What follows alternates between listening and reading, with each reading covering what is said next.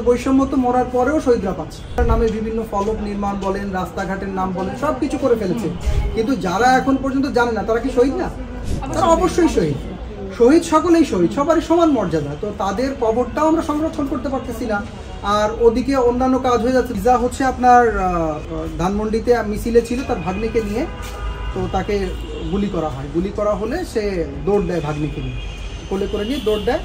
তো লিজার বুকের ভিতর দিয়ে গুলি গিয়ে তার ভাগ্নের গায়েও লাগে। সে প্রায় 6 মাস ধরে চিকিৎসাধীন অবস্থায় ছিল দেশের বাইরে। আর লিজা কিন্তু মারা যায়। তো তার মার কাছে যখন আমি তথ্য চাচ্ছিলাম তখন তিনি কিন্তু দিতে অস্বীকার করতেছিলেন, বলতেছিলেন যে না, যদি সে ফিরে আসে তাহলে আমাদের আবার কী হবে।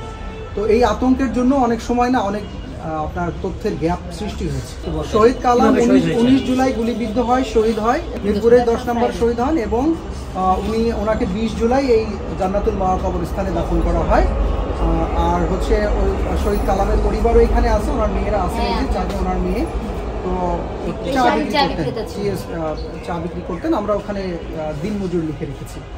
আর আজকে আমরা যে ঘটনার সাক্ষী হয়ে এখানে এসেছি সেটা হচ্ছে একটা শহীদের অমর্যাদা, একটা শহীদের প্রাপ্য সম্মান থেকে দূরে থাকা, তার কবর উত্তোলন করে অন্য একটা কবর সেখানে স্থাপন করা। এটা সরকারের জন্য যেমন লজ্জাজনক, আমাদের কাছেও খুব লজ্জাজনক। বৈষম্যবিরোধী ছাত্র আন্দোলন এই বিষয়টা কোনোভাবেই গ্রহণ করতে পারছে না, যে কারণে আজকে আপনাদের সংবাদ মাধ্যমে এই বিষয়গুলো আমরা তুলে ধরছি। আপনারাই পারবেন আজকের এই তথ্যটা সরকারের কাছে পৌঁছাতে, এবং পরবর্তীতে আর কোনো শহীদের যেন এই ধরনের অসম্মান না হয়, কোনো শহীদের কবর যেন আর অরক্ষিত না থাকে, কোনো শহীদ যেন আর অমূল্যায়িত না হয়, সে ব্যাপারে আপনাদের বিশেষ ভূমিকা এবং সরকারের বিশেষ পদক্ষেপ দাবি জানাচ্ছি, জোর দাবি জানাচ্ছি। তার নামে বিভিন্ন ফলক নির্মাণ বলেন, রাস্তাঘাটের নাম বলেন, সব কিছু করে ফেলেছে। কিন্তু যারা এখন পর্যন্ত জানে না তারা কি শহীদ না? তারা অবশ্যই শহীদ। শহীদ সকলেই শহীদ, সবারই সমান মর্যাদা। তো তাদের কবরটাও আমরা সংরক্ষণ করতে পারতেছি না।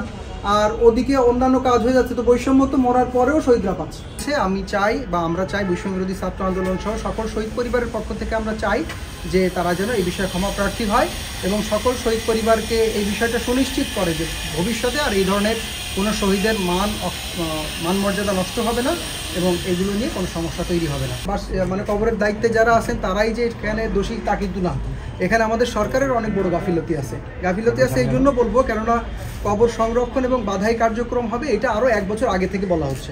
এই কবর যেটা এখন যে সমস্যা হয়েছে এটা যেন দ্রুততার সাথে সংরক্ষণ করা যায়, সংরক্ষিত যেন করেন, সে ব্যাপারে আমরা দাবি জানাচ্ছি। আর আরেকটা বিষয় আপনাদেরকে জানাই, এই বিষয়ে আমরা গত 3-4 দিন ধরেই মুভ করছি। শহীদের পরিবার থেকে আমার কাছে কল এসেছিল যে আমরা এই সমস্যার সম্মুখীন হয়েছি। পরবর্তীতে এই বিষয় নিয়ে আমি জেলা প্রশাসকের কার্যালয়ে যাই এবং সেখানে আমাদের একটা মিটিং হয়। সেখানে জেলা প্রশাসক স্যার সম্মানীয় তানভীর আহমেদ স্যার এবং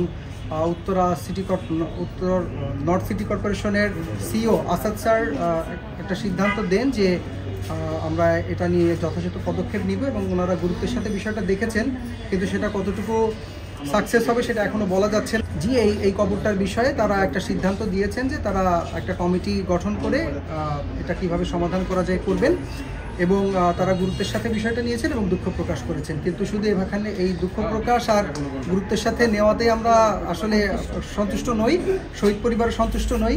আমরা যখন এটার ফলাফল দেখতে পাবো তখন আমরা সন্তুষ্ট হব।